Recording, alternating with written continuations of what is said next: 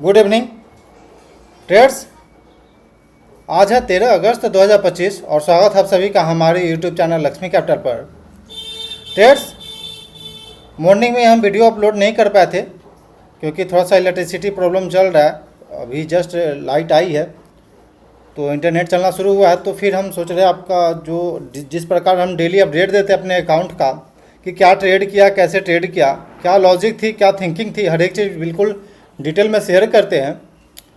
तो चलिए हम इस वीडियो में आज के दिन पे इस चीज़ को अपडेट देते हैं आपके साथ कि क्या अकाउंट का आज रहा है, क्या ट्रेड किए आज के दिन पे, तो हर एक चीज़ बिल्कुल डिटेल में बातें करते हैं। तो ट्रेडर्स, चैनल पे पहली बार आए तो चैनल को सब्सक्राइब कर लीजिए। उससे पहले एक इम्पॉर्टेंट अनाउंसमेंट है ट्रेडर्स कि कुछ लोग क्लास के लिए बोल रहे हैं, तो सिंपल सा है। क्लास कैसे स्टॉक सिलेक्ट करना है, क्या कैसे प्रोसेस में ट्रेड करना है, किस प्रोसेस में ट्रेड करना है, और इस चीज़ को जानने के लिए आपको क्लास ज्वाइन करना पड़ेगा।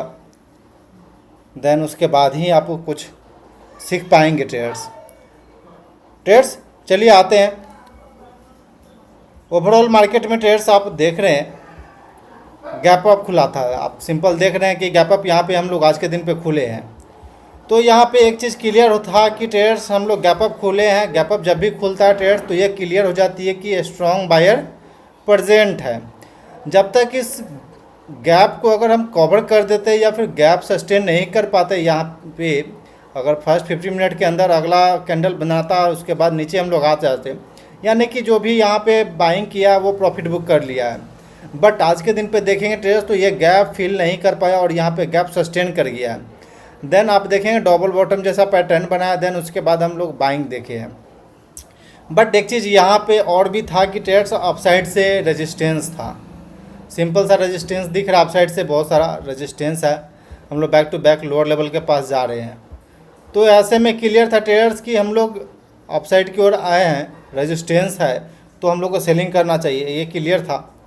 बट ये इंडेक्स निफ्टी 50 काफ़ी स्ट्रॉन्ग दिख रहा था। निफ्टी 500 देखें, ब्रॉडर मार्केट जो इंडेक्स है ये भी देखेंगे तो ये अपने गैप को सस्टेन कर लिया है और काफ़ी अच्छा बाइंग आई है। बट ये अपने रेजिस्टेंस के आसपास ही जाकर के क्लोजिंग दिया है, तो इतना तो क्लियर था कि यहाँ पे रेजिस्टेंस फेस कर सकता है और रेजिस्टेंस पे सेलर एक्टिव हो सकता था। तो मेरा प्लानिंग सिंपल हो गया ट्रेड्स कि हमें शॉर्ट साइड ही जाना चाहिए अभी फ़िलहाल में, क्योंकि ट्रेंड जो इंट्राडे बेसिस पे है निगेटिव है, साथ में अपने रेजिस्टेंस के पास प्राइस चल रहा है, तो ये क्लियर था कि हमें शॉर्ट करना है। तो फिर वहाँ पे हमें बैंक निफ्टी दिखा था ट्रेड्स। बैंक निफ्टी तो ऑप्शन में हम ट्रेड नहीं करते हैं, केवल इक्विटी के अंदर ट्रेड करते हैं। बट बैंकिंग सेक्टर में दिखा था ट्रेड्स यहाँ पे कि अपना लो ब्रेक कर रहा है। यहाँ पे सिंपल यहाँ पे दिखा था मॉर्निंग में कि लो ब्रेक हो रही है, तो ये क्लियर था कि वीकनेस तो बैंकिंग सेक्टर में ही दिख रहा है। तो मेरा प्लानिंग हो गया कि बैंकिंग सेक्टर का जो स्टॉक मिलेगा अपने पैटर्न पे, तो फिर वहाँ पे हम शॉर्ट करेंगे। देन उसके बाद 10:12 पे एक्सिस बैंक हमें मिला अपने पैटर्न पे। आपको अपना वॉच लिस्ट आज के दिन पे दिखाया ट्रेड्स, तो इसमें मैरिको है, एक्सिस बैंक है, गोदरेज कंज्यूमर प्रोडक्ट है, इटर्नल है। ये सब चार्ट पैटर्न मिला था आज के दिन पे इंट्राडे में। मैरिको शॉर्ट साइड का था, एक्सिस बैंक शॉर्ट साइड का था, Godrej consumer product short side का था, इटर्नल बैंक साइड का था। पहले से क्लियर था कि ट्रेड्स हमें शॉर्ट जाना, यानी कि 10:12 पे 100 क्वांटिटी 1068 के पास हमने शॉर्ट किया। देन 1073 का स्टॉप लॉस डाला। देन आप देखेंगे ट्रेड्स तो हम इसे फ्लैट ही एग्जिट कर दिए 267 रुपया 15 पैसा पे। आप पोजीशन में देखेंगे ट्रेड्स तो छोटा सा ये प्रॉफिट 85 रुपया का दिख रहा है, क्योंकि ट्रेड को क्लोज करना पड़ा ट्रेडर्स इसलिए क्योंकि थोड़ा सा लाइट का प्रॉब्लम चल रहा था। पता नहीं क्यों हमारे मुख्यमंत्री जी नीतीश कुमार जी 125 यूनिट फ्री तो किए हैं, बट इलेक्ट्रिसिटी ही नहीं आ रही है। पिछले 5 दिन भी इलेक्ट्रिसिटी का प्रॉब्लम था, जो कि हमने अपने वीडियो में बताया था। देन आज के दिन पे भी मॉर्निंग से ही लाइट नहीं था, तो जो भी चार्ज था इन्वर्टर थोड़ा देर के लिए चला, देन उसके बाद डिस्चार्ज हो गया। तो डिस्चार्ज होने के वजह से इंटरनेट भी ख़त्म हो गया। फिर उसके बाद से क्लोजली हम वॉच नहीं कर पा रहे थे मार्केट को। देन हम ऐसा लगा कि हमें एग्जिट कर देना चाहिए ट्रेड को, तो फिर हम यहाँ पे एग्जिट कर दिए फ्लैट टू फ्लैट। आपको सेटअप दिखाए अगर हम क्यों चार्ट पैटर्न ट्रेड किए और क्या थिंकिंग था इसे ट्रेड करने के पीछे, वो चीज़ आपको डिटेल में बताते हैं ट्रेड्स। आप देख सकते हैं ट्रेड्स की 1068 के पास हमने शॉर्ट किया था। देन इसके बाद फॉलिंग तो आई थी लोअर लेवल के पास, बट हम इधर ही कहीं एग्जिट करने का प्रेफर किए क्योंकि सब चीज़ बंद हो गया था। सिंपल सा चार्ट पैटर्न जो डेली हम यूज करते हैं ट्रेडर्स, सिंपल वही चार्ट पैटर्न हम आज के दिन पे भी देखे हैं। तो फिर मेरा प्लानिंग हो गया था, बारी बारी से हर एक स्टॉक को हम एक बार बताएंगे।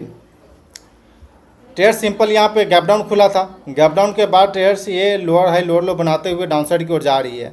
सिंपल यहाँ देखें एक अच्छा रेजिस्टेंस है, तो हम यहाँ से एक लाइन ड्रा किए, तो यहाँ पे सिंपल दिख रहा है रेजिस्टेंस के बाद से ये डाउन साइड की ओर लोअर हाई लोअर लो बनाते हुए डाउन साइड की ओर हम लोग जा रहे हैं। देन लोअर लेवल से हम एक ट्रेंड लाइन बनाया जिसमें कि हमें सिंपल सा ब्रेकडाउन दिखा, ब्रेकडाउन रीटेस्ट, देन वह ये डाउन साइड की ओर जा रही है एक डाउन साइड के डायरेक्शन में।